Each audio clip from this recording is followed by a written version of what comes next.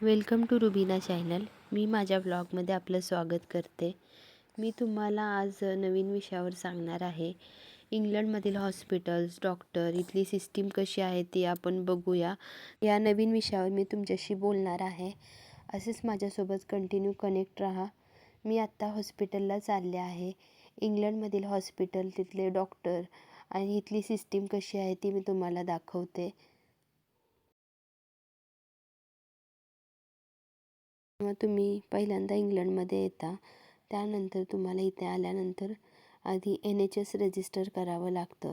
ते तुम्ही ऑनलाईन पण रजिस्टर करू शकता. तुम्ही जिथे राहता तिथल्या जवळच्या हॉस्पिटलमध्ये तुम्ही रजिस्टर करू शकता आणि जेव्हा तुम्हाला हॉस्पिटलमध्ये दाखवायचं असेल तेव्हा तुम्ही GP अपॉइंटमेंट बुक करू शकता. ती ऑनलाईन कॉलवर आणि मेसेजवर पण तुम्ही रजिस्टर करू शकता. GP म्हणजे जनरल प्रॅक्टिस. आपल्या इंडियामध्ये प्रायव्हेट हॉस्पिटल असतात आणि आपण कधीही जाऊन हॉस्पिटलमध्ये दाखवू शकतो किंवा अपॉइंटमेंट लगेच आपल्याला मिळते आणि हॉस्पिटलमध्ये आपण लगेच दाखवू शकतो. पण इथं असं नाही.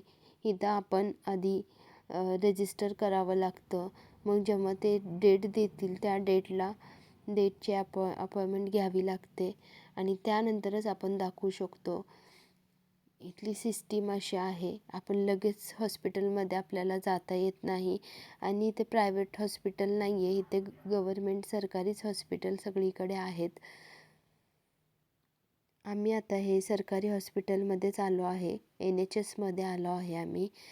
समोर तुम्ही स्क्रीन बघू शकता. तिथे पेशंटचं नाव येतं.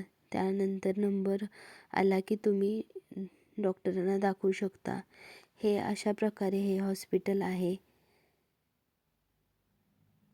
NHS म्हणतात, म्हणजे गव्हर्मेंट हॉस्पिटल आहे इथलं.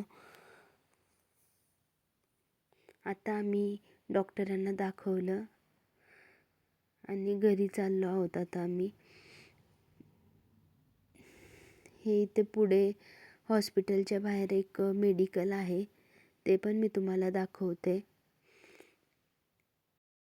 हे समोर तुम्ही बघितलं असेल, इथे एक मेडिकल आहे आणि हा बाहेरचा परिसर आहे. हॉस्पिटल एकदम क्लीन आहे. आसपासचा पूर्ण एरिया पण एकदम क्लीन आहे. अशा प्रकारे मी तुम्हाला थोडीशी माहिती शेअर केली आहे याबद्दल. तर माझा व्हिडिओ आवडला असेल तर लाईक, शेअर अँड सबस्क्राईब नक्की करा. काळजी घ्या. Take care.